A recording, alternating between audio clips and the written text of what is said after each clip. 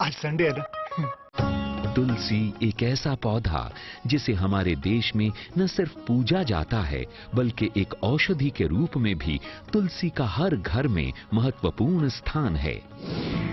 योग एवं प्राकृतिक चिकित्सक श्री अनिल बंसल के नेतृत्व में कार्यकुशल डॉक्टर्स की टीम ने अत्यंत मेहनत एवं शोध के बाद तुलसी अमृत का निर्माण किया है।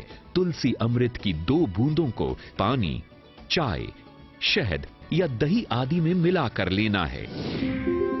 ये तुलसी के बहुगुण ही हैं, जिसके कारण तुलसी को देव पुराणों एवं आयुर्वेद में सर्वश्रेष्ठ स्थान दिया गया है।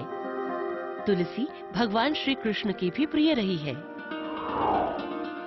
तुलसी का आध्यात्मिक महत्व किसी से छुपा नहीं है, इसलिए तुलसी अमृत आपको स्वस्थ रखने के साथ साथ मानसिक शांति भी प्रदान करता है।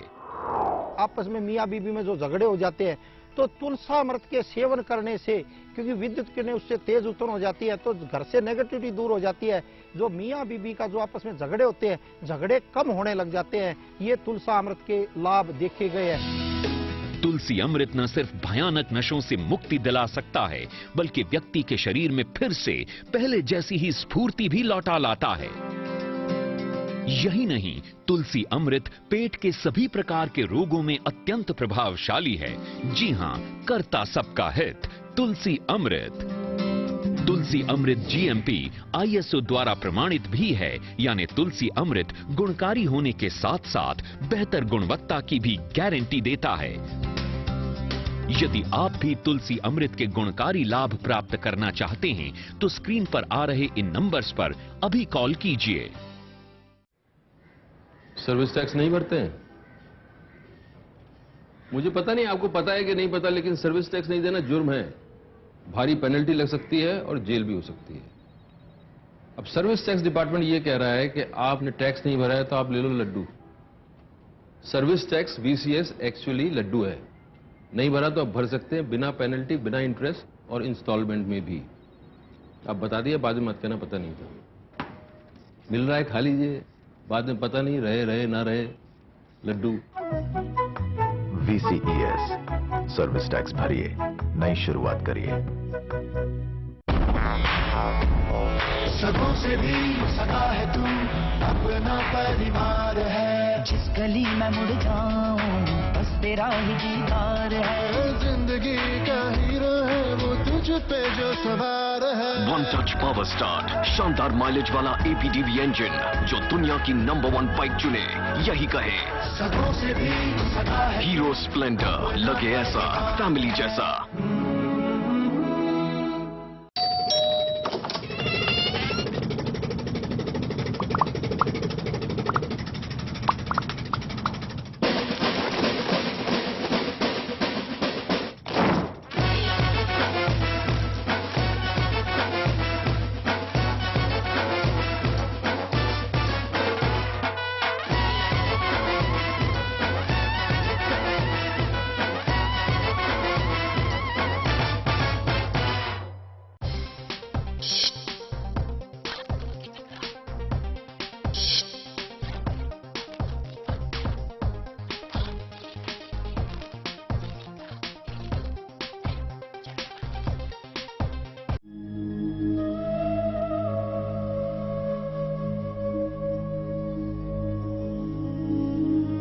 दर्द है जो आंसू बन निकला है।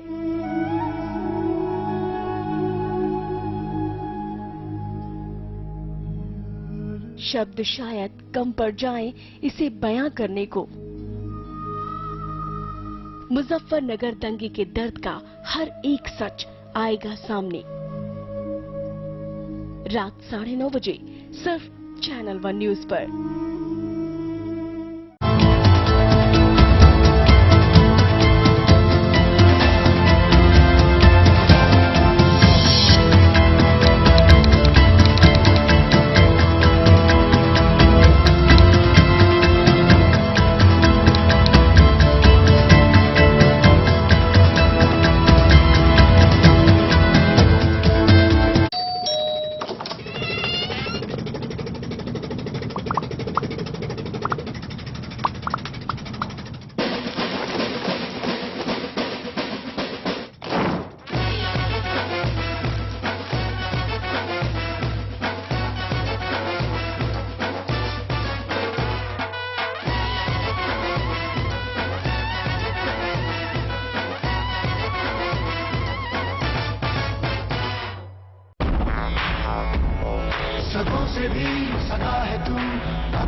पर बीमार है। जिस गली में मुड़ जाऊं बस तेरा ही दीदार है। जिंदगी का हीरो है वो तुझ पे जो सवार है। वन टच पावर स्टार्ट शानदार माइलेज वाला APDV इंजन जो दुनिया की नंबर 1 बाइक चुने यही कहे सगों से भी सगा है। हीरो स्प्लेंडर लगे ऐसा फैमिली जैसा।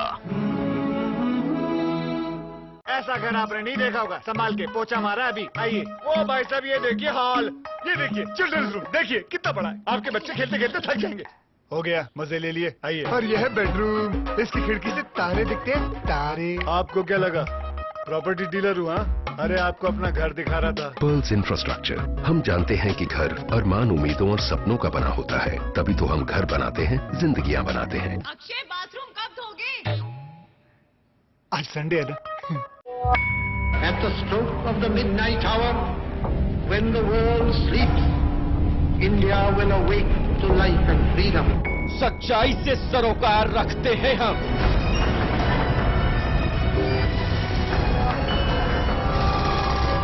हर खबर को खबर में जिंदा रखते हैं हम। हर मुद्दे पर समय से लड़ते हैं हम।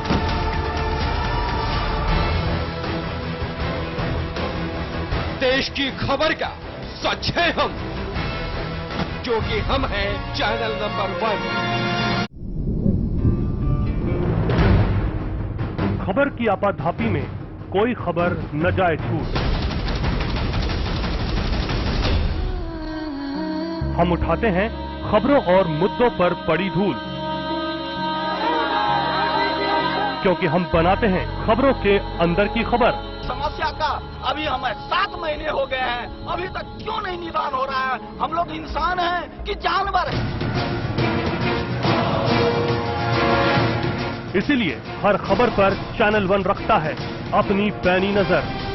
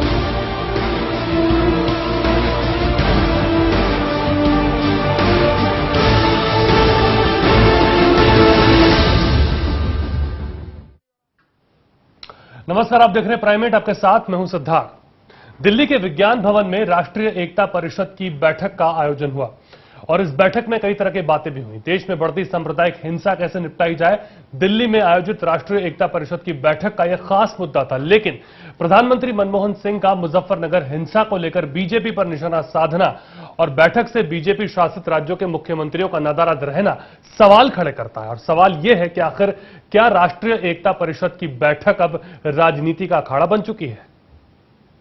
मौका था दिल्ली में राष्ट्रीय एकता परिषद की बैठक का। इस बैठक का खास मकसद सांप्रदायिक हिंसा को रोकने और इससे निपटने के उपायों पर चर्चा का था। लेकिन धर्मनिरपेक्षता का दम भरने वाली राजनीतिक पार्टियां यहां भी सियासी रोटियां सेकती नजर आईं। मुजफ्फरनगर हिंसा के करीब 3 हफ्ते बाद आयोजित इस बैठक में प्रधानमंत्री मनमोहन सिंह ने हाल ही में अलग अलग राज्यों में हुई हिंसाओं को लेकर इशारों ही इशारों में बीजेपी पर हमला किया।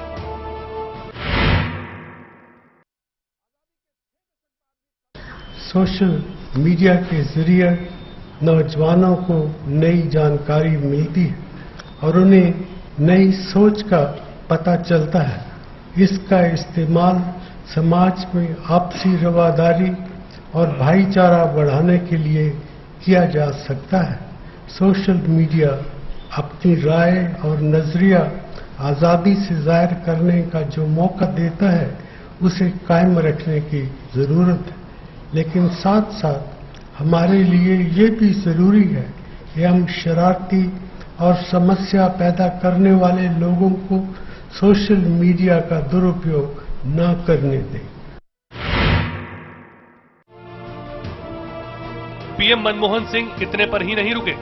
मुजफ्फरनगर दंगे में सोशल मीडिया के अहम रोल को लेकर इसके गलत इस्तेमाल करने वालों पर कार्रवाई करने की बात करते हुए बीजेपी को एक बार फिर उन्होंने आड़े हाथों लिया।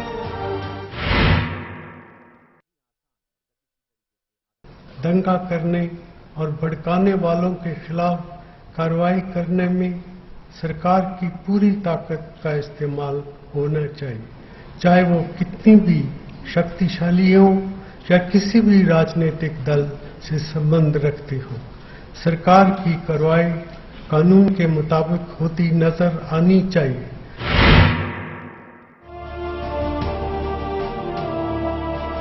राष्ट्रीय एकता की इस बैठक में तकरीबन सभी राज्यों के मुख्यमंत्रियों ने शिरकत की, लेकिन शिवराज सिंह चौहान को छोड़कर इसमें बीजेपी शासित राज्यों के सभी मुख्यमंत्री नदारद रहे।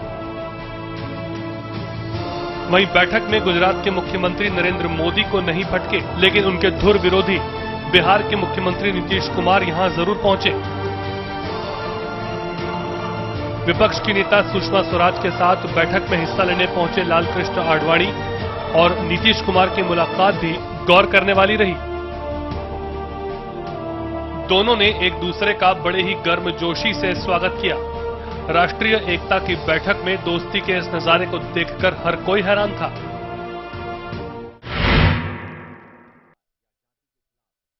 राजनीति में अगर किसी मीटिंग में कोई हमारा राजनीतिक सैद्धांतिक रूप से राजनीतिक विरोधी भी मिलता है तो हम उससे मिलते हैं। ये तो हमारे एक शिष्टाचार की व्यवस्था है और परंपरा है। इसको कोई राजनीतिक रूप से और ज्यादा देखने की जरूरत नहीं है।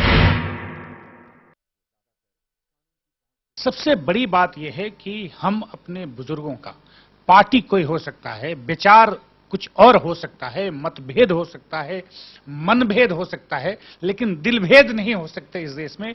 और कोई पार्टी के साथ अगर आप अपने बुजुर्गों का, अपने अगुवा का कैसे आप इज्जत करना चाहते हैं, ये इसका बड़ा नमूना जो नीतीश कुमार जी ने पेश किया। सांप्रदायिक हिंसा को रोकने और देश में एकता स्थापित करने के मकसद से लेकर आयोजित इस बैठक में जिस तरह के नजारे देखने को मिले, उससे साफ होता है कि राष्ट्रीय एकता परिषद की बैठक भी राजनीतिक अखाड़ा बन चुकी है। News desk, channel one news.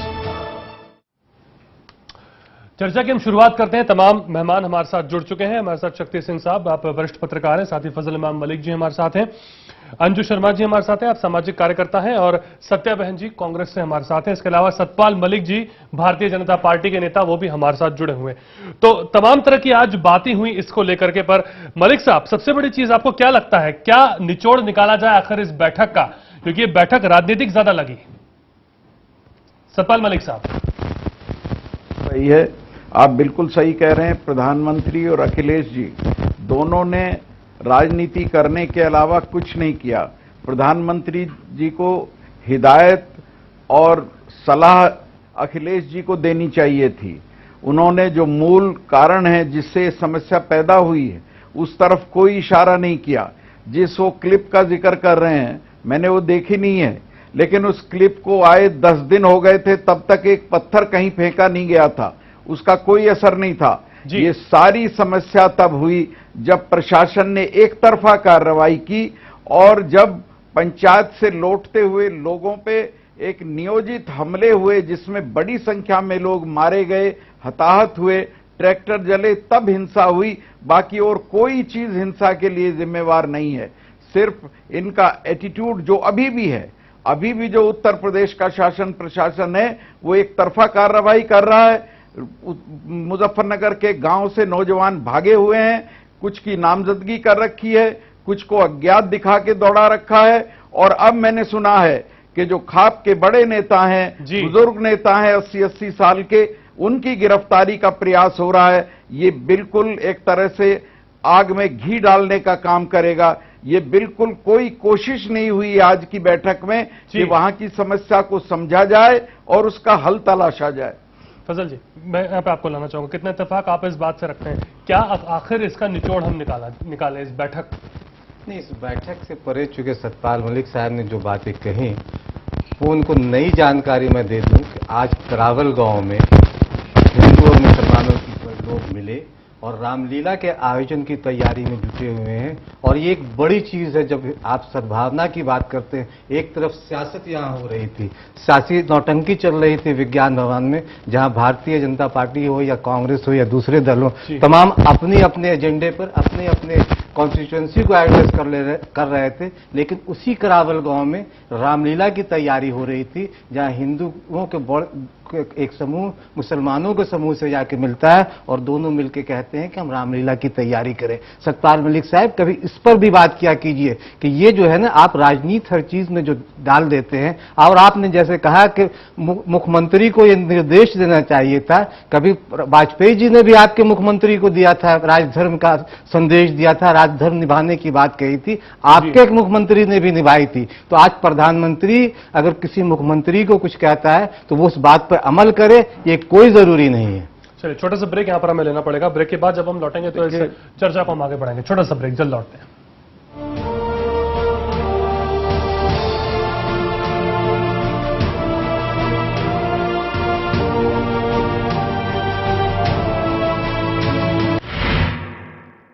₹1 नहीं है बॉस।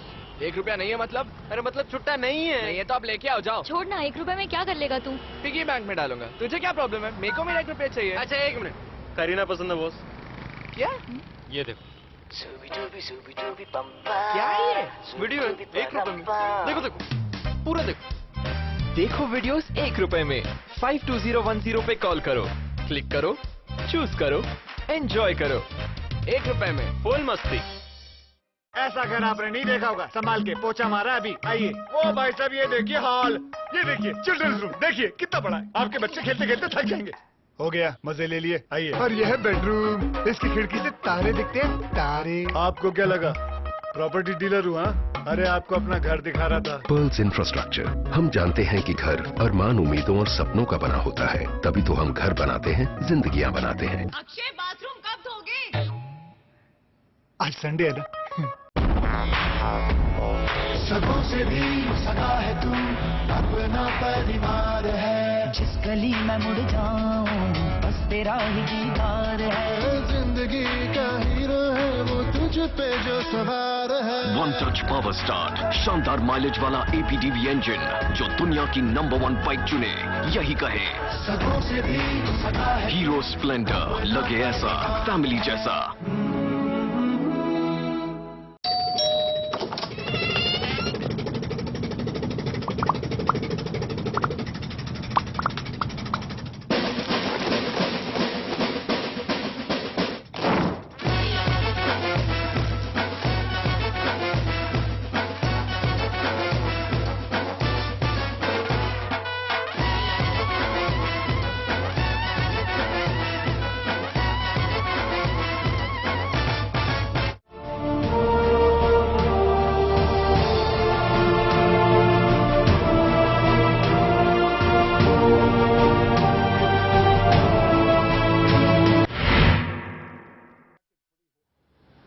राष्ट्रीय एकता परिषद की बैठक, और बैठक में से ऐसा क्या निकला जिसको लेकर के हम उम्मीद जताएं कि आने वाले दिनों में एक सशक्त जमीनी तौर पर तैयारी हमें देखने को मिलेगी। शक्ति जी, आपको मैं यहां पर लाना चाहूंगा। ये इस पर राजनीति की लगातार बात हो रही है और एक वाकये का जिक्र अभी फजल जी ने किया। क्या आपको लगता है ये जो बैठकें होती हैं, क्या वाकई कोई मायने इनका होता है? क्योंकि कानूनी आपके पास पावर इन परिषद के पास है नहीं, ठोस कानून आप बना नहीं सकते, वहां पर सिर्फ सलाह मशवरा ही करना है। अगर सलाह मशवरा ही करना है तो सरकार के पास अपने लोग भी हैं। देखिए, 2 साल के बाद राष्ट्रीय एकता परिषद की बैठक हुई, बहुत महत्वपूर्ण बैठक। देखिए, कम से कम अगर कहीं डायलॉग होता है ना, तो वो जो डेडलॉक होती है डायलॉग से ही टूटते हैं। तो ठीक है, मान लीजिए कानून बनाने का हक या पावर इन बैठकों को नहीं है, इस तरह के कार्यक्रमों को नहीं है, लेकिन देश भर के जो प्रबुद्ध लोग हैं, जो राजनेता हैं, जो मुख्यमंत्री हैं, वो आते हैं और वो सुनिए तो कम से कम जब इस तरह की स्थिति आजम खान ने एक बात कही है, उन्होंने कहा है कि ऐसी बैठक 6 दिसंबर 1992 के पहले भी हुई थी, बाबरी मस्जिद गिराएगी, नतीजा कुछ नहीं निकला उसका। नहीं, लेकिन इसका मतलब ये थोड़ी है कि आप बातचीत ही नहीं करेंगे। नहीं, पर बातचीत का कोई मतलब भी तो निकले ना। ठीक है, बातचीत करेंगे। बातचीत से सरकार को अब ये तय करना है, या जो कानून बनाने वाली संस्थाएं हैं उनको ये तय करना है कि उनसे क्या चीज वो निकाल कर देश की जनता को सुरक्षित रखने का काम कर सकते। यानी बातचीत को हम नहीं छोड़ सकते। नहीं, बातचीत को कतई नहीं छोड़ सकते। आप मैं आपको कोई हल नहीं। हाँ ठीक है अंजू जी, ये आपको लगता है बातचीत एक डायलॉग की हम बात करते हैं, ठीक है लोकतंत्र है, हम डायलॉग की बात करेंगे, पर प्रोएक्टिवनेस, चीजों को लेकर जमीनी तौर पर काम करना, ये चीजों का क्या, अगर ये चीजें नहीं हो पाती तो ऐसी बैठकें फिर किस काम की है? प्रैक्टिकली मैं एक आम आदमी के नजरिए से बात कर रहा हूं। देखिए, बातचीत होगी तभी हल निकलता है। हम एक हल की तरफ तभी बढ़ते हैं जब संवाद होता है, और संवाद का ही बायकॉट, जैसा कि बताया गया कि बीजेपी में सिर्फ एक शिवराज पाटिल जी को छोड़कर बाकी लोगों ने तो एक बायकॉट जैसी स्थिति आई। तो मेरा ख्याल है कि बीजेपी एक तरफ अपनी जो एक इमेज बिल्डिंग के लिए काम कर रही है कि सांप्रदायिक नहीं है हम लोग, या एक इमेज बिल्डिंग की तरफ बढ़ रही है। दूसरी तरफ अगर ऐसी किसी मीटिंग का वो बायकॉट करती है या लोग नहीं आते हैं तो या उसको सीरियसली नहीं लेते हैं, तो मेरा ख्याल है इससे एक विरोधी संदेश जाता है। ठीक है सत्या बहन जी, ये मीटिंग्स जो होती हैं, ठीक है डायलॉग होना चाहिए, पर ऐसी बातचीत के बाद अगर जमीनी तौर पर हम तैयार नहीं हो पाते हैं तो फिर कहीं ना कहीं सवाल उठने खड़े होते हैं ऐसी बैठकों पर भी कि आखिर किस विषय पर बैठक हो रही है और लोग भी नहीं पहुंच पा रहे हैं। देखिए, जहां तक ये राष्ट्रीय एकता परिषद एक बहुत ही महत्वपूर्ण संस्था है जी, और रही बात डायलॉग की, तो डायलॉग हमारे जहां पर सीमाओं पे, देश की सीमाओं पे जो हमारे दूसरे देश हैं जिनके साथ हमारे ज्यादातर सीमाओं पे झड़प होती रहती है और काफी कुछ तनाव भी बना रहा है, उनके साथ भी हम जो हमारे अंतर्राष्ट्रीय मसले हैं उस पर हम डायलॉग की बात करते हैं, और डायलॉग लगातार होते रहते हैं, होने चाहिए भी किसी मसले पे हल पे पहुंचने के लिए।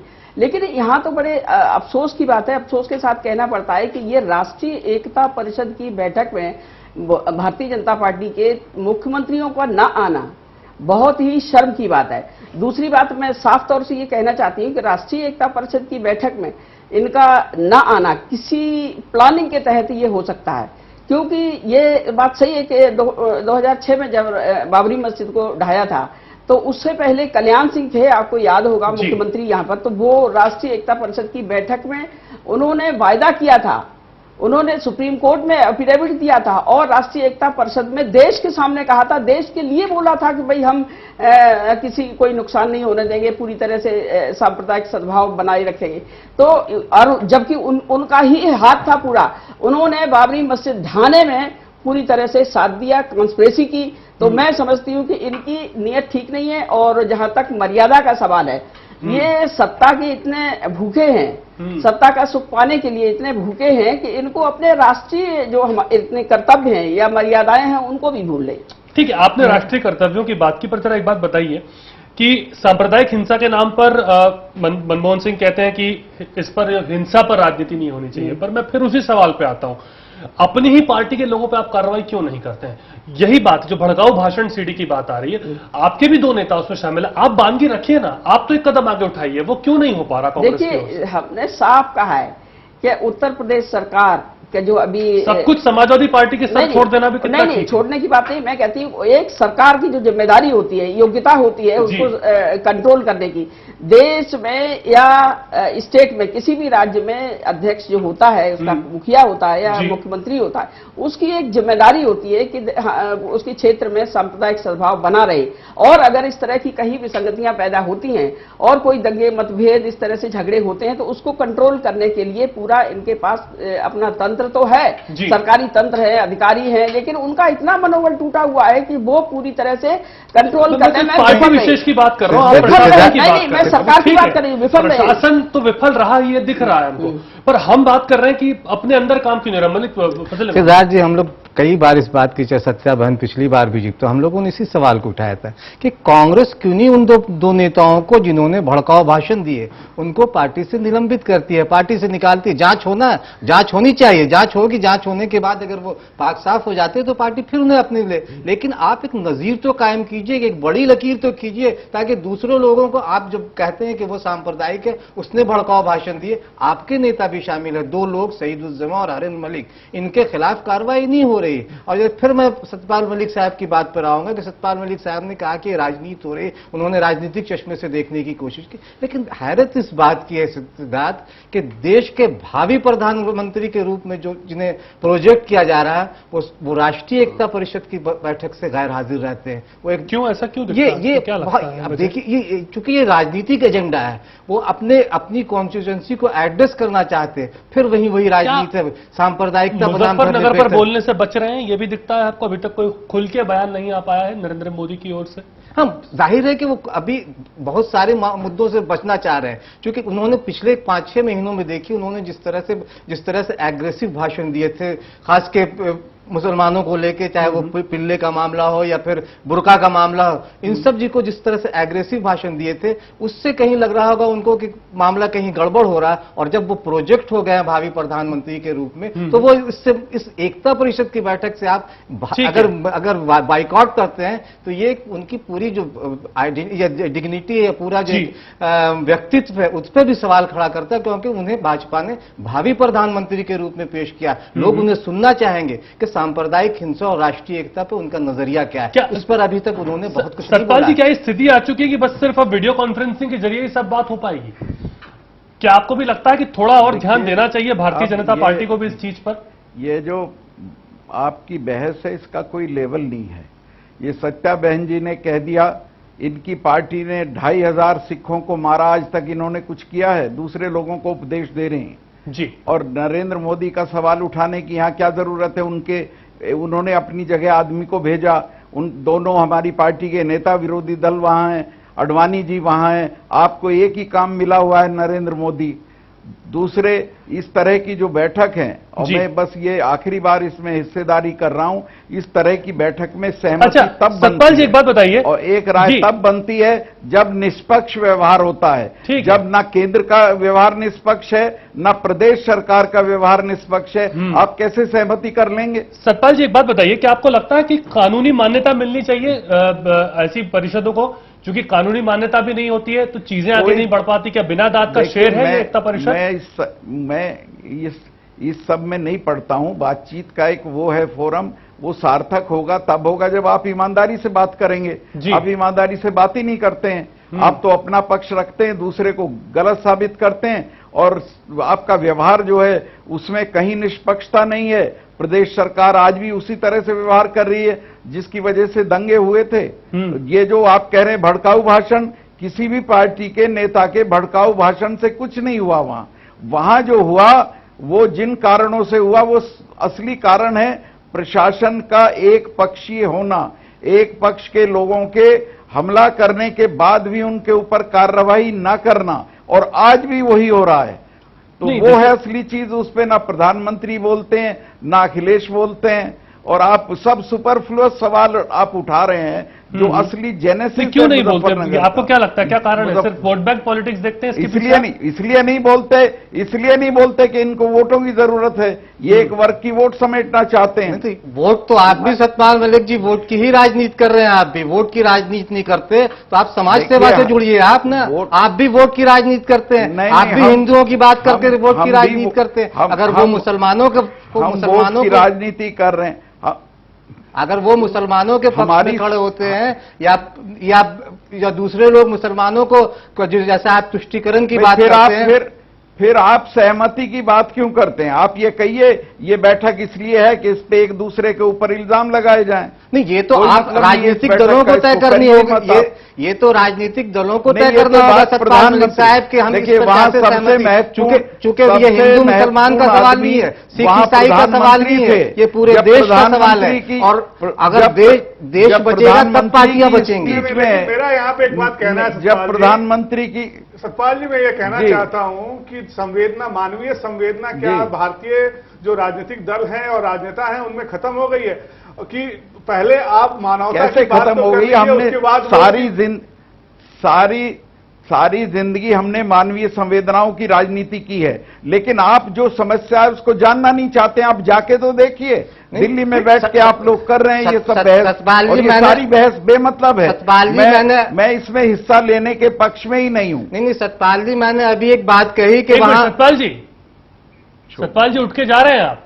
जवाब नहीं इनके पास, बिल्कुल वही कर रहे हैं। जवाब नहीं है इनके पास। जवाब दीजिए सतपाल जी, कोई ऐसी बात नहीं है। नहीं, इनके पास जवाब है ही नहीं। इनकी पार्टी ने कभी भी सांप्रदायिक आपका उठ के जाना चाहिए। आपको लोग सुन रहे हैं, देख रहे हैं इस वक्त। संवाद बनाने, राष्ट्रीय एकता में इनको भरोसा ही नहीं है। देखिए, यही परेशानी हमारे भारतीय नेताओं के साथ में, बहुत दुख होता है। देखिए, बड़ी यही एक परेशानी है, जिस परेशानी की बात हम लगातार करते हैं कि जवाब देने के पक्ष में शायद कोई रहता नहीं है, और जब अपनी पक्ष रखने की बात आती है तब शायद वो रखना नहीं चाहते। ठीक है, उनकी इच्छा, जैसे वो उठ के गए हैं।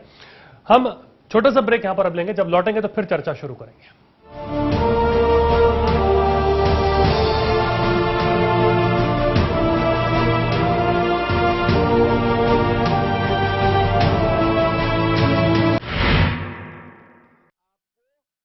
ऐसा घर आपने नहीं देखा होगा। संभाल के, पोछा मारा अभी। आइए। वो भाई साहब ये देखिए हॉल, ये देखिए चिल्ड्रंस रूम, देखिए कितना बड़ा है। आपके बच्चे खेलते खेलते थक जाएंगे।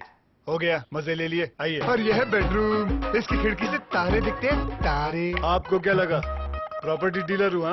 अरे आपको अपना घर दिखा रहा था। Pearls infrastructure. हम जानते हैं कि घर अरमान, उम्मीदों और सपनों का बना होता है, तभी तो हम घर बनाते हैं, जिंदगियां बनाते हैं। अक्षय, बाथरूम कब धोगे? आज संडे है ना। सर्विस टैक्स नहीं भरते हैं? मुझे पता नहीं आपको पता है कि नहीं पता, लेकिन सर्विस टैक्स नहीं देना जुर्म है। भारी पेनल्टी लग सकती है और जेल भी हो सकती है। अब सर्विस टैक्स डिपार्टमेंट ये कह रहा है कि आपने टैक्स नहीं भरा है तो आप ले लो laddoo. Service tax VCS actually laddoo है।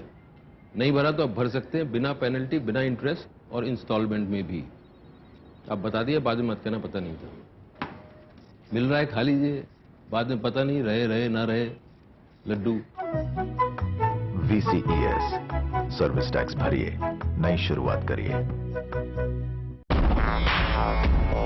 सगों से भी सगा है तू, अपना परिवार है। जिस गली में मुड़ जाऊं बस तेरा ही दीदार है। जिंदगी का हीरो है वो तुझ पे जो सवार है। वन टच पावर स्टार्ट, शानदार माइलेज वाला APDV इंजन, जो दुनिया की नंबर 1 बाइक चुने, यही कहे।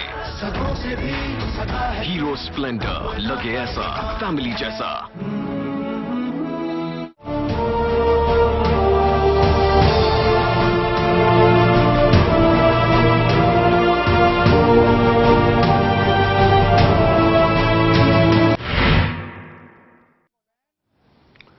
स्वागत है आपका ब्रेक के बाद। सतपाल मलिक साहब उठ के चले गए हैं। हम उम्मीद कर रहे थे कि बैठते, हम वहां पर हमारे लोग अभी भी मौजूद है, अगर वो चाहे तो डिबेट ज्वाइन कर सकते हैं, क्योंकि बातचीत जैसा हम कर रहे थे, अगर बातचीत जब तक नहीं होगी, डिबेट में अपनी बात सब लोग रख रहे हैं, ठीक है। अगर कोई बात उनको बुरी भी लग रही तो वो बोल सकते हैं, लोकतंत्र में सबको अधिकार है। पर फिलहाल वो अब नहीं है हमारे साथ यहाँ पर डिबेट में।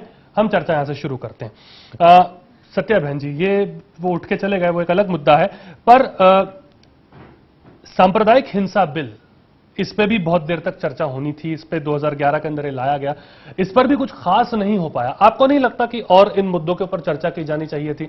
हालांकि राज्य, स्टेट अपनी ओर से नाराजगी जता चुके हैं, ये बहुत एक अहम मुद्दा है, इसके ऊपर बात नहीं हो पाई कुछ तफसील से, और होना थी, आपको लगता है? देखिए, ऐसा होना चाहिए थी, और ये सांप्रदायिकता जो हमारे देश के लिए बहुत ही खतरनाक स्थिति है, तो सांप्रदायिक सद्भाव के लिए खाली वार्ता नहीं होनी चाहिए। इसके लिए, इसको रोकने के लिए एक ठोस कदम जो एक दल नहीं कर सकता, एक समाज नहीं कर सकता, एक वर्ग नहीं कर सकता, एक जाति या धर्म नहीं कर सकता। ये सबको मिलकर राष्ट्रीय स्तर पर सोचना पड़ेगा, अपना व्यवहार करना पड़ेगा, तभी इसका हल निकलेगा।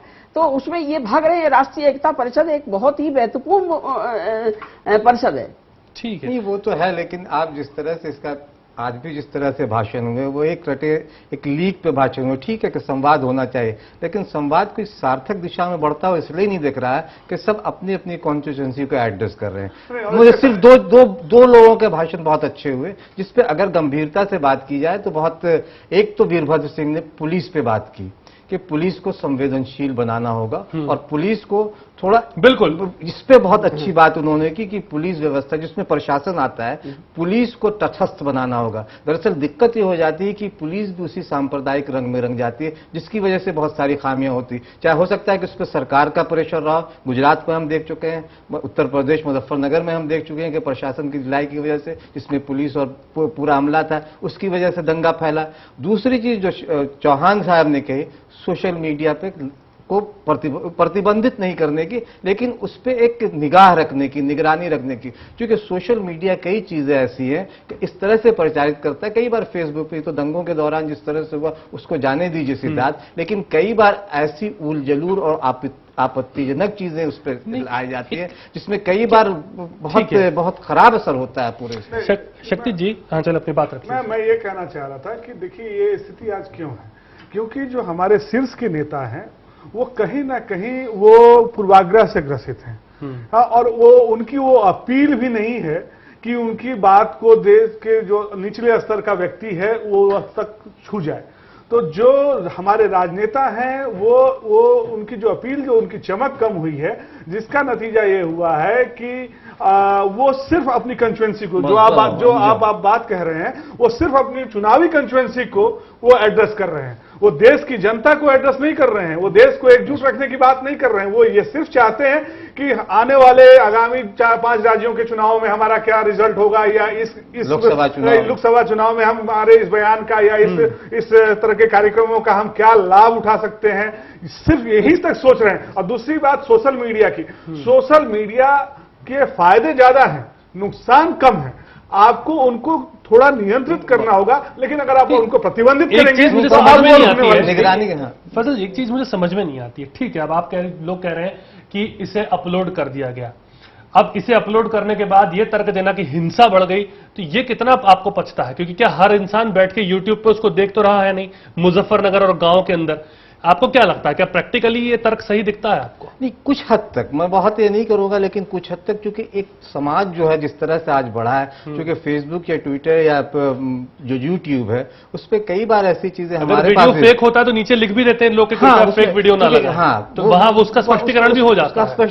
लेकिन कई बार जैसे जापान में जब वो बाढ़ आई थी, लोगों ने, या उत्तराखंड के अंदर जापान के अपलोड कर दिए, कमेंट में आ गया, पारदर्शिता तो वहां है। एक चीज मैं आपका रोक रहा हूं, मैं यहां पे इंटरव्यू करना चाहता हूं। इस देश में कितने % लोग हैं जिनको इंटरनेट का एक्सेस है? बहुत कम लोग हैं। और गांव क्षेत्र में ज्यादा है, ग्रामीण क्षेत्र में पता भी है शायद, उनको मालूम भी नहीं है कि ये यूट्यूब और ये कहना कि दंगे भड़के एमएमएस का मामला ज्यादा होगा, क्योंकि इंटरनेट अपलोड की जिसपे संगीत सोम को वो किया गया है। तो ये क्योंकि कई बार उससे होता है कि फिर एक ने देखा अगर उस चीज को, उससे फिर वो जो अफवाह फैलती है ना, वो ज्यादा नुकसान देखिए। ऐसा है कि आप लोगों ने कहा कहीं कुछ स्तर तक ये जाती है। एक सच बात ये है कि जो एक अच्छाई आप करेंगे वो एक कदम नहीं चल पाती है, बुराई तब तक 100 कदम चल जाती है। तो ये सब जो बुराइयां हैं उस पर अपलोड होती है, तो ये छोटी बात नहीं है कि 1 से 2, 2 से 4 गुणात्मक रूप में बढ़ती, संख्यात्मक रूप में नहीं बढ़ती। 1 से 2 को नहीं पहुंचती है, 1 से 2, 2 से 4, 4 से 4। ठीक है, उसके लिए भी फिर वही बात है कि केंद्र सरकार जो कदम उठा रही है उसके लिए जैसे करके चीजें तो आप ही के हाथ में। ये देखिए, ये तो सोशल, देखिए एक तो हमारे यहाँ बात करने की, बोलने की या ये करने की आजादी भी है, इसका दुरुपयोग लोग करते। उसमें खुद भी एक नागरिकों को भी एक और सोशल मीडिया के लिए एक आचार संहिता बननी चाहिए। हमारे सिद्धार्थ, अच्छी बातें को प्रसार उतना नहीं होता। मैं घटना का इसलिए करता हूं कि देखिए कभी कभी चीजें जिस तरह से फहमत, नवादा, बिहार में नवादा एक जगह है, वहां 2002 में चुनाव हुए पंचायत का। वहां का मुखिया चुन के गया, उसका नाम विभीषण था। मैं नाम इसलिए ले रहा कि विभीषण को हमारे यहाँ बराबर निगेटिव कैरेक्टर के तौर पर पेश किया जाता है। उस मुखिया का नाम विभीषण था। 1992 में जब बाबरी मस्जिद गिराई गई थी और दंगे हुए थे, वहां 10 या 12 परिवार मुसलमान के थे, उस गांव छोड़ के चला गया था। 10 साल हो गए थे, मस्जिद वीरान थी, मस्जिदों को बता रहा है। विभीषण जब वहां का मुखिया चुना गया, उसने उन मुसलमानों को बुलाया अपने गांव में, कहा कि तुम क्यों, कहा कि नहीं हमको, कहा कि नहीं हम लोग खड़े हैं। और हिंदुओं और मुसलमानों ने मस्जिद का ताला खुलवाया, वहां मोमबत्तियां जलाई, नमाज शुरू हुई। तो इस तरह की चीजें प्रसार नहीं पाती हैं ज्यादा। मैंने जब इस पे आलेख लिखा तो उस वक्त भाजपा के एक बड़े मंत्री ने मुझे बधाई का पत्र लिखा था, जो नवादा से जीतते थे। तो ये चीजें सामने आनी चाहिए, नहीं आ पाती है। हमें ये कौन सी सच्चाई है, जैसे भारतीय जनता पार्टी है, तमाम नेता आप बताना चाह रहे हैं, वो कहते हैं अगर आप उनके मुद्दों पे बात ना कीजिए तो वो कहते हैं सच्चाई आपको पता नहीं है, आप लाग लपेट कर रहे हैं, डिबेट करने को कोई तैयार नहीं है। ये अपने आप में बड़ी अजीब स्थिति है। दिक्कत यह है कि सच्चाई से भागना चाहते हैं, क्योंकि जिस बात को माने तो उन्हीं की सच्चाई को माने, जो वो कह रहे हैं वो सच है। जैसे आप आज के जिस भाषण में देखिए, मैंने जिस चौहान साहब का नाम इसलिए लिखा, उन्होंने सोशल मीडिया पे निगरानी, नजर रखने की बात की, अच्छी बात की। वीरभद्र ने की। अब नीतीश कुमार की बात जब कहते हैं तो नीतीश कुमार ने जो एड्रेस किया वो बिहार में अपने चुनावी गणित के हिसाब से एड्रेस किया कि हमने भाजपा से इसलिए तोड़ा, मुजफ्फरनगर में इसलिए दंगे हुए, वहां जिस तरह से एड्रेस किया। तो आज चुनाव को देख के सारे लोग एड्रेस कर रहे हैं, इस पे बात नहीं होनी चाहिए। देश को लेके एड्रेस ज्यादा होना चाहिए, और लोग इस पे कर नहीं रहे, चाहे वो भारतीय जनता पार्टी हो या दूसरे राजनीतिक दल। मनमोहन सिंह की सबसे अच्छी बात जो आज मुझे ये लगी कि उन्होंने कम से कम हिंदी में आज भाषण दिया, नहीं तो अक्सर वो हिंदी में नहीं दिया करते। चंद्रचंद, ये राष्ट्रीय एकता का यही प्रतीक मुझे ज्यादा बेहतर लगा। चलिए ठीक है, अखिलेश यादव ने ये बात कही, आपको मैं लाना चाहूंगा यहाँ पे। अंजू जी, कैसे आप देखती हैं इस पर कंट्रोल रखना चाहिए? अखिलेश यादव का कहना है कि जो सोशल साइट्स के ऊपर कारगर कानून नहीं है, इसके अलावा मोबाइल कंपनी और इंटरनेट साइट्स को भेजे गए एमएमएस पर ध्यान रखना चाहिए। 125 करोड़ का देश, जिसमें से 80 करोड़ से ज्यादा मोबाइल यूज करते हैं, उसके अंदर से कितने सारे यूपी के अंदर है, कौन किसको एसएमएस भेज रहा है, यहाँ किसी का मोबाइल गुम हो जाता पता नहीं चलता है। ये हमारे पास टेक्नोलॉजी है नहीं, कैसे कोई ध्यान दे देगा? ये बातें जो है सिर्फ बोलने के लिए बोली जा रही है। सच्चाई का सामना करना ही नहीं चाहते। सबसे बड़ी बात यह है सर, उलझा दिया गया है क्या इन बातों? आप जिम्मेदारी नहीं लेना चाहते, जिम्मेदारी नहीं लेना चाहते तो आप इस तरीके की जो मतलब तथ्यहीन बातें करेंगे कि फेसबुक की प्रशासनिक तंत्र को ठीक करने की बात कोई नहीं कर रहा है। और दूसरी बात, एमएमएस को अगर आप कंट्रोल करने की बात करते हैं तो मैं ठीक है, प्रिंट मीडिया में या इलेक्ट्रॉनिक मीडिया में कंट्रोल करके चीजें आती हैं सामने। फेसबुक पे ऐसा नहीं है, फेसबुक का एक अपना मिजाज है, या कोई भी सोशल नेटवर्किंग है उसका अपना एक मिजाज है, उसको उसी तरह से लिया जाता है। लेकिन अगर आप ये कहते हैं कि दंगे उसकी वजह से हुए, तो मेरा ख्याल है कि ये तो बिल्कुल सच्चाई। अखिलेश यादव ने बात कही बहुत महत्वपूर्ण इसलिए हो जाती है क्योंकि जब एक ऐसे राज्य का मुख्यमंत्री वहां पहुंचा है जिसके अंदर दंगे हुए हैं और वो ये बात कह रहा है। शक्ति जी, आपका वर्जन मैं यहाँ पे चाहूंगा, कैसे हो परेशानी? क्योंकि आज की तारीख में जो मोबाइल कंपनियां हैं उनके कितने फर्जी ग्राहक है, अपनी ही कंपनी के अंदर फर्जी ग्राहकों को वो रोक नहीं पाती है। ऐसे एमएमएस और एसएमएस या जो भी चीजों को रोक पाना प्रैक्टिकली कितना सही आपको दिखता है? क्या आपको लगता है कि वैचारिक दृष्टिकोण से धरातल पर यह है कि सिर्फ बातों को बनाने के लिए बात? देखिए अंजू जी की बात को मैं आगे बढ़ाना चाहता हूं कि वो व्यवहारिक तर्क दे रहे हैं, ठीक है, और वो जो है फेस सेविंग का तरीका ढूंढ रहे हैं। जो उनको कार्रवाई करनी चाहिए थी, जो एक्शन लेना चाहिए था, उसमें वो पूरी तरह से विफल रहे हैं। और अब जब वो यहाँ एकता परिषद में पहुंचे हैं तो वो अपने और अपनी पार्टी और अपनी सरकार के लिए फेस सेविंग और उसी बात को वो आगे बढ़ाना चाह रहे हैं जो बात तथ्यों से दूर है।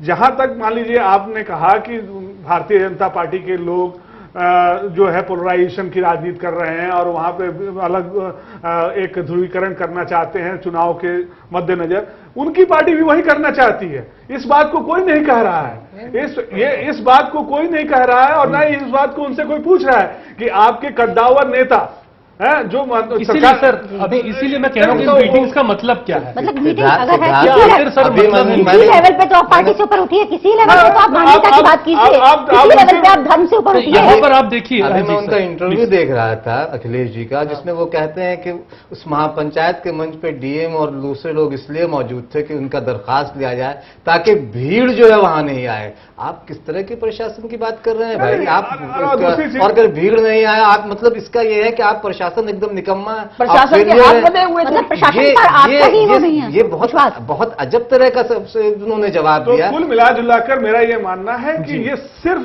राजनीतिक प्रयोजित दंगा था और चुनाव को मद्देनजर रखकर कराया गया दंगा था। जैसा कि इमाम भाई ने बताया कि वहां के लोग, जो ग्रामीण लोग हैं, आज भी सौहार्द के वातावरण में जीना चाहते हैं, सांस लेना चाहते हैं और रामलीला का आयोजन करना चाहते हैं। इस तरह की बात क्या मुख्यमंत्री को नहीं मालूम होगी? क्या वहां के गृह मंत्री को नहीं मालूम होगी? देश के गृह मंत्री को नहीं मालूम? रामलीला में ढोलक बजाने वाले जो है वो एक मुसलमान कलाकार हैं, जो कि ये कहते हैं कि हमें किसी दंगे से कोई फर्क नहीं पड़ता, हम अपना काम उसी तरह से करेंगे जैसे करते आए हैं। तो मतलब आम जनता को फर्क नहीं पड़ता, आम जनता एक होना चाहती है। वो लोग पोज कर रहे हैं, फोटो खिंचवा रहे हैं और मतलब आगे बढ़े इस बात को, लेकिन उस बात को दबा दिया जाता है। बात वही आगे जाती है जो अलगाव पैदा करती है। जो अलगाव पैदा करने वाली बातें सामने आती हैं और जो सौहार्द पैदा करती है, उन बातों को दबा दिया जाता है। गंगा जमुनी जो अपनी संस्कृति है, उसको ये राष्ट्रीय जो राजनीति या राष्ट्रीय राजनीति में नहीं कहता, राजनीतिक दल जो है उसका गला घोटना चाहती है और सिर्फ अपने चुनावी फायदे के लिए। बाकी इस पूरी घटना में कहीं कुछ नहीं है। लोग आज भी अमन चैन चाहते हैं, शांति चाहते हैं, विकास चाहते हैं, लेकिन वो इसलिए नहीं संभव हो पा रहा है क्योंकि उनको शिक्षा का अधिकार दिया जा रहा है, न उनको पढ़ने दिया जा रहा है, न रोजगार दिया जा रहा है। सिर्फ जाति और धर्म में बांटकर राजनीति की रोटी सेकना इस देश की राजनीति का हथियार जब बन जाते हैं लोग ने, तो इसी तरह की घटना होती है। मैं फिर एक बात का जिक्र करूंगा शक्ति भाई, कि वहां एक गांव था जहां 20-25 मुसलमान घर थे, वहां हिंदुओं की तादाद ज्यादा थी। वो लोग पलायन कर गए इस दंगे में। जब थोड़ा दंगे की आंच कम हुई तो मुसलमानों ने उनको बुलाया और अपने हथियारबंद जो हथियार थे उनके लाइसेंसी हथियार के साथ उनकी रक्षा में खड़े रहे और वहां जो हिंदू औरतें थी मुसलमानों के चूल्हे जलाए, आटा सेका, आटा गूंधा और रोटियां सेक के खिलाए। तो ये चीजें जो है हमारे यहाँ के बिल्कुल हम भी चाहेंगे कि दर्शक जो हमें देख रहे हैं वो भी इन स्थितियों को भी देखें, इन उदाहरणों को भी देखें कि अगर जो शायद ये हमारा काम यही है, हम चाहते हैं कि ये बातें ही जाए। ये धर्मनिरपेक्षता हमारे अंदर है सिद्धार्थ जी, इसको कोई नहीं निकाल सकता। एक बात मैं कोट करना चाहूंगी यहाँ, मैं इंदरलोक के पास रहती हूँ आनंद नगर में, और इंदरलोक जो है वो पूरा मतलब आप कहेंगे अल्पसंख्यक, लेकिन वहां पर वो बहुसंख्या में है। ठीक है, आज तक मेरे ख्याल से करीब उसको 40 साल कॉलोनी को बसे हुए हैं और हमारा हिंदू कॉलोनी है। लेकिन आप ये देखिए, आधी रात को जिस डॉक्टर को हम बुलाते हैं वो मुसलमान होता है, मुझसे मजहब नहीं पूछा जाता। ठीक है, बच्चे वहां से स्कूल पढ़ने आते हैं, यहाँ पे सारे हिंदू टीचर्स हैं, लेकिन कभी ये चीज धर्म की चीज कभी आड़े नहीं आती। सब्जी लेने वहां जाते हैं हम लोग, वो लोग सामान लेने यहाँ आते हैं, कभी आज तक कोई दंगे जैसी कोई चीज। और दंगे होने के बावजूद मैं मार्केट में थी और उसी वक्त किसी ने बताया, क्योंकि किसी के रिश्तेदार मुजफ्फरनगर में थे और वो सामान तोल रही थी वो महिला, और उन्होंने पता चला कि वहां हो रहा है। अच्छा हो रहा है, चलो कोई बात नहीं, हाँ ये कितना। तो मतलब उन लोगों के लिए इन चीजों का कोई फर्क नहीं पड़ता, सांप्रदायिकता का कोई फर्क नहीं पड़ता, वो लोग उस चीज को लेते ही नहीं है, क्योंकि आज तक वहां कोई पर इसमें से छोटी सी घटना भी कोई नहीं होती। पर इसमें से राजनीतिक भागीदारी तो हम कम नहीं कर सकते ना किसी की। राजनीति ने इन सारी चीजों को, या मैं ये कहूंगी राजनीतिक पहुंच नहीं है या वहां से फायदा नहीं है। ठीक है, दरअसल जब लोग समझ रहे हैं, मतलब कहीं ना कहीं बिल्कुल अब दिक्कत यह है कि उनका रवैया बिल्कुल अलग है, बिल्कुल उदासीन है दंगों के लिए। दंगाइयों को हम लोग हिंदू और मुसलमान में बांटते हैं। दंगाइयों का कोई धर्म होता नहीं, भीड़ का कोई धर्म नहीं होता। भीड़ की दंगाइयों को हिंदू और मुसलमान, सिख और ईसाई, अब किस धर्म में बांटेंगे आप? कोई धर्म नहीं कहता है कि लेकिन चूंकि राजनीति हमारे यहाँ, चूंकि राजनीति की सारी बुनियाद उसी धर्म जाति पर टिक गई है, एक धर्मनिरपेक्षता का एक ऐसा और अल्पसंख्यक का धर्मनिरपेक्षता का और सांप्रदायिकता की ऐसी कहानी जाती जिसने लोगों को बांटने की कोशिश की। अब अगर सर ऐसी स्थिति खड़ी होती है, खुदा न खास्ता ना हो, पर हम क्योंकि यहाँ पर देश है और देश के अंदर तमाम चीजें होती रहती हैं, एक बिल की हम बात कर रहे थे, सांप्रदायिक हिंसा बिल, जिसके ऊपर बहुत तफसील से डिबेट हुई भी थी। तमाम तरह के मुख्यमंत्रियों को ये लगा कि शायद ये किसी एक समुदाय को ज्यादा फेवर कर रहा है। कई ये कह रहे थे कि राज्य सरकार के जो पावर्स है उन पे विश्वास नहीं हो रहा। क्या आपको लगता है ये बिल वाकई इस तरह से ड्राफ्ट किया गया था? इनके मेंबर्स पे भी सवाल उठे थे कि जो मेंबर्स हैं वो इस तरह के मेंबर्स हैं, मैं नाम नहीं लूंगा, पर उनको तमाम तरह से उदाहरित किया गया था। आपको लगता है कि ये बिल या ऐसे इस तरह का कोई बिल अगर समन्वय से लाया जाए तो फायदा करेगा? बिल के लिए विल नहीं है सिद्धार्थ जी, सबसे बड़ी चीज है विल पावर। बहुत जिस इच्छा शक्ति की बार बार बात हम तमाम लोग करते हैं, बहुत सारे मामलों में राजनीतिक दलों में मतभेद हो सकते हैं, लेकिन देश से ऊपर उठ के सोचने की, आप देश को जाति अगर धर्म में बांटिएगा, अगर इस बिल से दंगे नहीं होते हैं देश में, चूंकि दंगे बार बार इस देश में हुए आजादी के बाद से, मारा जाने वाला कोई भी हो, लेकिन मारा बहरहाल इंसान जाता है, उस इंसान की सोचिए, हिंदू और हो, मुसलमान हो, सिख हो, ईसाई हो। भाजपा जब भी बात करेगी 84 की बात करेगी, कांग्रेस वाले 2002 की बात करेंगे, लेकिन दंगे जो है वो हमारे इस पूरे देश पे, पूरी इंसानियत पे बहुत काला दाग है। और अगर ये हिंसा बिल जिस पे बार बार बात हो रही है, क्योंकि भाजपा ज्यादा विरोध इसका कर रही है, उनको लग रहा है कि ये मुसलमानों या अल्पसंख्यकों के हित में है। अगर इसमें है कुछ तो इस पर बहस हो जा सकती है, इस पर चर्चा हो सकती है। दिक्कत यह है कि कांग्रेस ने भी इसको उस तरह से इस बिल को लाने के लिए उस विल पावर का इस्तेमाल नहीं किया जिस तरह दूसरे बिलों को लाया। इस पर बहस होनी चाहिए। इसके अलावा अगर एनसीपीसी की भी अगर हम बात करते हैं, चूंकि वो भी इसी तरह की बात है, उसी में भी ये भी परेशानी कि भारतीय जनता पार्टी एक राष्ट्रीय स्तर की पार्टी है, इसको नकारा नहीं जा सकता। लेकिन कितने एक पार्लियामेंट के सेशन हो चुके हैं जिनमें एक दिन भी इन्होंने सत्र नहीं लेने दिया, एक दिन भी इन्होंने संसद नहीं चलने दी। और हमारी एक लोकतांत्रिक प्रक्रिया है, संसदीय परंपरा है कि जब कोई बिल आता है, बिल में कोई भी अच्छाइयां बुराइयां बहुत सारी चीजें होती हैं, जो उसके अच्छे पहलू सभी दलों के सांसद उसमें बहस में भाग लेते हैं, उसमें अमेंडमेंट भी डालते हैं। तो उसमें जब कॉमन कंसेंसस के बाद फिर उसको एक उसकी शक्ल मिलती है, कानून की शक्ल मिलती है। तो ये तो पहले तो आना ही नहीं चाहते। देखिए आप अगर आप इसको कहेंगे कि संसद चलने नहीं दिया, या आप लोग भी करते रहे, संसद चलने नहीं दिया, इसके बावजूद अगर आपने खाद्य सुरक्षा बिल लाया, अगर संसद आप अगर इसको चाहती, तो अगर ये बिल किसी के एक देश के हित में है, तो इस बिल को लाने के लिए आपको बिल दिखाना चाहिए था। वो कांग्रेस देखिए ऐसा है, खाद्य सुरक्षा बिल ऐसा है जिसको पे कोई भी आपत्ति नहीं होनी चाहिए थी, लेकिन जो आपत्ति तो थी बहुत सारे दलों को, वो तो नहीं आपत्ति थी, उस पर भी आपत्ति थी, बहुत सारे बिलों पर आपत्ति थी। उनको आपत्ति सिर्फ इसलिए लोकपाल बिल पे थी, आप लेके आए, इस पे भी बिल आपने इसको लाया नहीं ना, लेकिन आपने सिर्फ ड्राफ्ट लाना चाहिए, आपको लगता है? आपको ड्राफ्ट किया इस पे। देखिए ऐसा है, लाने के लिए कहना तो बहुत आसान है, लाना चाहिए और लाना चाहिए था, और लाने की प्रक्रिया भी होती है। तो वो मैंने कहा कि सभी दलों के सांसद उसमें भाग लेते हैं और सब अपनी अपनी बात जो भी जिसको जो शंका होती है उसमें रिकॉर्ड कराते हैं। दूसरी बात यह है कि जब सरकारी पक्ष से सबका सम्मिलित जो विचार आते हैं, इसके बाद में कॉमन कंसेंसस के बाद फिर वो लोकसभा और राज्यसभा, लोकसभा में पास होता है तो राज्यसभा में जाता, राज्यसभा में पास होता है लोकसभा में जाता, इसके बाद में बिल की शक्ल लेता है, तब वो राष्ट्रपति के पास जाता है। स्थिति अब आ चुकी है, तो ये चलने नहीं देते। दूसरी बात मैं स्पष्ट ये कहना चाहती हूँ कि देखिए भारतीय जनता पार्टी का जो मुद्दा रहता है, इनके पास कोई ऐसा काम नहीं, इनकी सरकारें भी रही हैं, इनकी पहले भी सरकार रही है, चाहे वो 13 दिन चली हो, 13 महीने चली हो या 2 साल चली हो, लेकिन इनका कभी भी नियत नहीं रही है कि ईमानदारी से काम करने की। देश के लिए तो कम से कम ईमानदार रहना चाहिए। ये हमेशा लोगों की भावनाओं को सतपाल मलिक जी हो तो जवाब बेहतर देते, मैं तो भड़काना चाहते।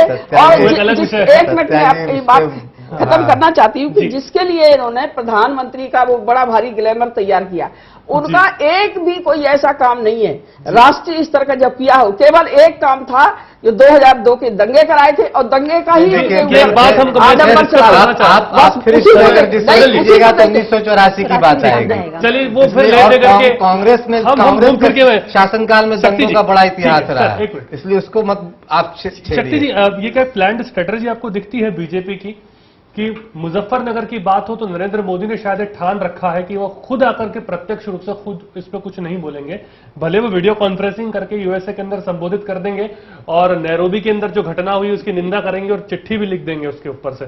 तो इस पे ना बोलना, आप चिंतित है नैरोबी में क्या हो रहा है, पर अपने देश में क्या हो रहा है उस पर आप कितने चिंतित है, उस पर कुछ आप नहीं बोल रहे। देखिए, मैंने पहले भी कहा कि पूरा का पूरा देश जो है चुनावी माहौल में है, चुनाव और राजनीतिक दल अपने राजनीतिक एजेंडे फिक्स कर रहे हैं। उसमें हमारे देश के जो सीधे साधे गरीब मेहनत का किसान मजदूर भाई हैं मुजफ्फरनगर के, वो शिकार हो गए। वो समाजवादी पार्टी के भी शिकार हो गए, वो भाजपा के भी शिकार हो गए, वो कांग्रेस के भी शिकार हो गए। और दुर्भाग्य इस बात का है कि शिकार होने के बावजूद उनको उनके ऊपर जो मरहम लगाई जानी चाहिए थी उनके घावों के ऊपर, वो कोई लगाने के लिए तैयार नहीं है। आज जो मीटिंग हुई राष्ट्रीय एकता परिषद की, वो भी एक सिर्फ दिखावे की मीटिंग है, उसके अंदर से भी कोई बहुत ही गंभीर ये भी एक चीज आपको लगती है क्या कि अगर नरेंद्र मोदी अगर आ जाते तो शायद वो फिर वहां नीतीश कुमार भी थे और फिर वो फोटो वाली सिचुएशन हो जाती है कि मीडिया पहुंचा था फोटो लेने के लिए, पिछली बार जैसे हुआ था एक मीटिंग के अंदर, कि ये भी स्थिति डराती है आने में? नहीं, वो पोलराइजेशन कुछ ज्यादा नहीं, वो पोलराइजेशन कुछ ज्यादा दिखता। अगर आज नीतीश कुमार ये डराती, अडवाणी के साथ तो काफी अडवाणी के साथ तो बहुत, अडवाणी जी ने उनसे जिस तरह से अभिवादन किया, वो अगर स्थिति होती तो ज्यादा बेहतर होती, जैसे शक्ति भाई कह रहे हैं। कम से कम दोनों का आमना सामना होता होता, हम एक धर्मनिरपेक्ष और सांप्रदायिक दोनों चेहरे को आमने सामने तो देख सकते हैं। तलाक हुआ ऐसा लग नहीं रहा। नहीं, और दूसरी देश की छोड़ दीजिए, अपनी पार्टी के अंदर ही सद्भावना जनता दल यूनाइटेड को और नीतीश कुमार को मैं धर्मनिरपेक्ष नहीं मानता। हाँ, निश्चित तौर पर। और ये प्रश्न कोई नहीं उठाता, और मैंने कई बार इस प्रश्न को उठाया है, उनकी पार्टी के लोगों के साथ उठाया। नीतीश कुमार का भी हम कैसे धर्मनिरपेक्ष हो सकते हैं अगर वो किसी कम्युनल पार्टी, तथाकथित कम्युनल पार्टी, 17 साल धर्मनिरपेक्ष कैसे हो सकते हैं? लेकिन इस देश के जो राजनेता है उनको लगता है कि लोगों की जो मेमोरी है वो बहुत शॉर्ट है, और उनको तुरंत एक बड़ी विकट। असल में उन्हें मनमोहन सिंह ने सर्टिफिकेट दे दिया है अभी पिछले नीतीश कुमार।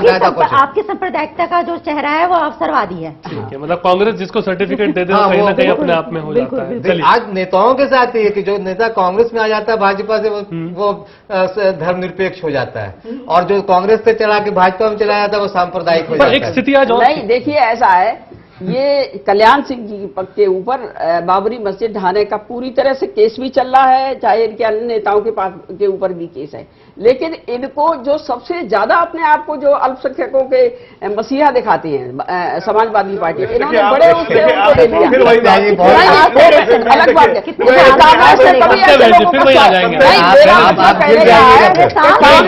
कभी सांप्रदायिक लोगों को अपने साथ नहीं लिया। नरसिम्हा राव इसके ज्यादा जिम्मेदार है, और वो चाहते तो रुक जाता है, घटना को दर्शक बने रहे। फिर अगर आप राजनीति, वही चीज, यही दिक्कत है देश की राजनीतिक दलों की, यही दिक्कत है कि जो उन्होंने गलत किया है अपने उसको सही साबित करना चाहते हैं और दूसरे लोगों पे आरोप लगाते हैं। ऐसा नहीं है। अगर प्रधानमंत्री थे नरसिम्हा राव जी, कांग्रेस के, और उस वक्त अगर वो इच्छा शक्ति होती तो वो नहीं होता। चला गया, छोड़िए ना, थोड़ा सा बात ना। देखिए, थोड़ा सा मैं इसमें जरूर बोलूंगी, बात हो रही है कि देखिए, जहां तक कांग्रेस का सवाल है, कांग्रेस सत्ता में थी, नरसिम्हा राव जी प्रधानमंत्री थे, लेकिन मैं पार्लियामेंट की मेंबर थी उन दिनों, तो यहाँ से कितनी सारी सेंट्रल फोर्सेस भेजी थी, लेकिन कल्याण सिंह की नीयत नहीं थी उसको इस्तेमाल करने की। सत्या जी, मेरी उस वक्त के तत्कालीन गृह मंत्री राजेश पायलट से मेरी बहुत लंबी बातचीत इस पे, इसका मुद्दा नहीं है। उन्होंने जो कहा था मुझे, वो नरसिम्हा राव के खिलाफ जाती है बात सारी। चलिए ठीक है, वो ये अलग सा मुद्दा है। इसलिए एक चीज, जब आप इन बातों को करेंगे तो आप एक बड़ी अहम चीज आज और हुई है। ठीक है, नरेंद्र मोदी नहीं पहुंचे, रमन सिंह नहीं पहुंचे, एक चीज और, चंद्रबाबू नायडू ने बॉयकॉट कर दिया, ये अपने आप में बड़ी, और उन्होंने कहा कि मैं बोलूंगा तो तेलंगाना के मुद्दे पे मुझे बोलने दिया जाए। ये क्या दर्शाता है? मतलब आप वहां जा रहे हैं, बात किसी और विषय पे है, आप जाके बोलना आपको किसी और विषय पर है, और आप संकेत तीसरा कुछ दे रहे हैं, और लोग समझ कुछ और नहीं। जैसे हमने कहा कि अपनी अपनी कॉन्स्टिट्यूंसी का एड्रेस कर रहे हैं। सारे राजनीतिक दलों का भाषण आप देखिए, जितने लोगों ने बातचीत की, चाहे वो बंगाल हो, बिहार हो, वीरभद्र को छोड़ के, वीरभद्र की बात मैंने बहुत अच्छी थी, उन्होंने पुलिस रिफॉर्म की बात की है कि पुलिस को संवेदनशील बनाना चाहिए, शायद और किसी ने इस पे बात नहीं की, मीडिया उनको दिखाने का, पर हम बोल रहे हैं अच्छी बात, लेकिन उन्होंने बहुत अच्छी बात की कि पुलिस को संवेदनशील बनाना चाहिए, सक्षम बनाइए। हाँ, सक्षम, दोनों उन्होंने, इसीलिए, और निष्पक्ष तटस्थ अगर रहेगा तभी वो होगा। बाकी लोगों ने अपनी अपनी कॉन्स्टिट्यूएंसी, देखिए कि जब फोटोग्राफी हो रही थी, आपने जब फुटेज दिखाया उसमें जब मुलायम सिंह और लालू यादव हाथ मिला रहे थे, तो चंद्रबाबू नायडू भी आके खड़े हो गए, कि वो तीसरे मोर्चों की सुगबुगाहट भी जो चल रही है, वो भी एक कारण हो सकता है। तो वो भी अपने कॉन्स्टिट्यूशन हाथ मिलाने का भी कोई कारण, हाँ, वो चूंकि पूरी राजनीति हो रही थी वहां, लालू और यादव से जिस तरह से हाथ मिलवाया गया आपके फुटेज में, क्या ऐसे में बार बार ऐसा करना, या ऐसी बात जो चंद्रबाबू नायडू ने की, और फिर ऊपर से जब कांग्रेस कहती कि बड़ी इंपॉर्टेंट मीटिंग थी, परिषद की मीटिंग थी, देश पे फैसला होगा, कितना आपको लगता है? तो फिर मुंह पर ही कहते हैं कि तमाचा मार के निकल गए। कुछ इस मीटिंग से हुआ क्या?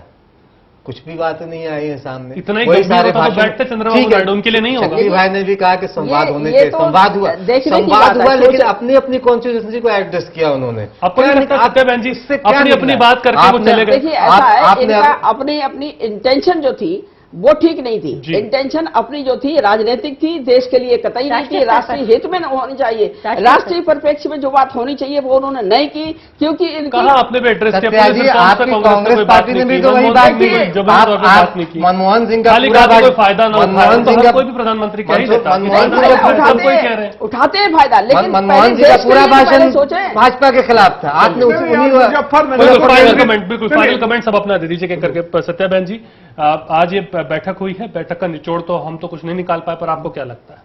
देखिए, बैठक तो महत्वपूर्ण थी, इसमें कोई शक नहीं। अब ये अपना अपना नजरिया है जो इस बैठक को नकार रहे। और मैं ये खासतौर से आरोप लगाना चाहती हूँ कि भारतीय जनता पार्टी देश की एकता के लिए कैसे काम करेगी, जो अपनी एकता को नहीं दिखा पा रही। अडवाणी जी, मोदी जी और फलाने दिखा, ये सब अलग अलग है, तो ये देश की एकता में इनका कोई भरोसा ही नहीं है, ना विश्वास है। ठीक है अंजू जी, बिल्कुल संक्षेप में अपनी आप बात रख दीजिए। निचोड़ तो खैर इतना कुछ पुख्ता दिखा नहीं, तो आपको उम्मीद है आगे? नहीं, बस वही बात है कि पहली बात तो आप अपनी क्षेत्रता से आगे नहीं बढ़ पा रहे हैं या अपनी पार्टी से आगे नहीं। अगर राष्ट्रीय स्तर पर आप सोचना चाहते हैं तो कम से कम पार्टी या इन चीजों से ऊपर उठकर अगर कुछ बात करेंगे तभी बात आगे बढ़ेगी, तभी इसके रिजल्ट निकलेंगे कुछ। फजल इमाम जी, क्या एक चीज बिल्कुल संक्षेप में सवाल भी मेरा इसके अंदर छोटा सा है कि क्या ऐसी जो संस्थाएं हैं इनको अगर कुछ कानूनी मान्यता मिल जाए तो कुछ अच्छा हो सकता है? आपको लगता है कुछ पावर अगर मिले कुछ करने का, कि सिर्फ बैठक ना हो कुछ हो, आपको लगता है कि नहीं? इसमें वही मैं कि विल पावर होनी चाहिए तमाम राजनीतिक दलों को, क्योंकि देश उन्हें चलाना है। देश लोग नहीं चलाते हैं, देश दरअसल संसद चलाता है इसका। तो राजनीतिक दलों को इस पे गंभीरता से सोचना चाहिए कि इस तरह दंगे बार बार देश पे कलंक इस तरह से ना हो। ये बड़ी इस पे बहुत गंभीरता से। शक्ति सिंह जी, कैसे आप देखते हैं इस मीटिंग के बाद में क्या और कितनी मीटिंग ऐसी कर लीजिए कुछ निकलेगा? नहीं, देखिए, आप मीटिंग की जो महत्व है उसको नहीं नकार सकते, क्योंकि देश के तमाम मुख्यमंत्री और गृह मंत्री और महत्वपूर्ण जो लोग हैं, जो निर्णय और नियामक जो दूसरे भी जो पार्टी के लोग हैं, सरकारें हैं, दो राज्य के उनके मुख्यमंत्री आए हैं और वो उन्हीं लोगों के ऊपर जिम्मेवारी है देश और राज्य को चलाने की। तो जब इस तरह की बैठक अगर महत्वपूर्ण नहीं होगी तो फिर कौन सी बैठक चूक गया आपको लगता है? हाँ, मुद्दा ये चूक गया कि हम लोगों को या देश को आज एक मैसेज आना चाहिए था कि एक तो ये दंगों के खिलाफ कोई कानून बनेगा, वो मैसेज नहीं गया। वो मैसेज नहीं गया। प्रधानमंत्री से उम्मीद थी आपको उस मैसेज की? या पुलिस रिफॉर्म्स की बात जो होती रहती है उस पर कोई बहुत ठोस कुछ सरकार अपना प्रस्ताव लेकर आती, लेकिन वो प्रधानमंत्री सिर्फ मुजफ्फरनगर और भाजपा पर अटैक करते। चलिए, तो कुल मिलाकर के बिल्कुल राजनीतिक दलों को यहाँ एकजुट दिखना चाहिए था, वो नहीं, वो एकजुट भी नहीं दिखे, क्योंकि इस मुद्दे के ऊपर जिसके अंदर सब दल ये दम्भ भरते हैं कि राजनीति से ऊपर उठ के इंसान के हिसाब से सोचना चाहिए। बहुत बहुत शुक्रिया आप सबका हमारे साथ जुड़ने के लिए, अपना कीमती वक्त देने के लिए। यहाँ कुल मिला के आज जो बैठक हुई उसमें से कुछ ज्यादा पॉजिटिव तो नहीं, पर एक बात जरूर निकल करके आई कि हाँ, हिंसा हुई है, हिंसा का विरोध हुआ है, पर जमीनी तौर पर हम कब सीखेंगे? ऐसा क्या हो जमीनी तौर पर ग्राउंड लेवल पे कि चीजें तभी से शुरू हो जाए, वहां शायद काम करना जरूरी है, और वहां अगर काम नहीं होगा तो स्थितियां ठीक नहीं हो पाएंगी, चाहे कितनी भी बैठक हो जाए। आप देख रहे थे प्राइम मिनट। नमस्कार।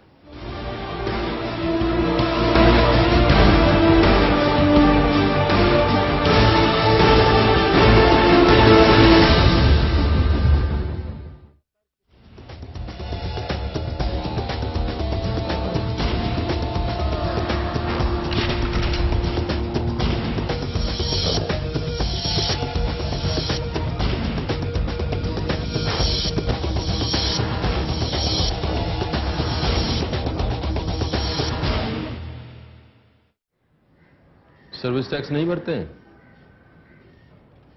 मुझे पता नहीं, आपको पता है कि नहीं?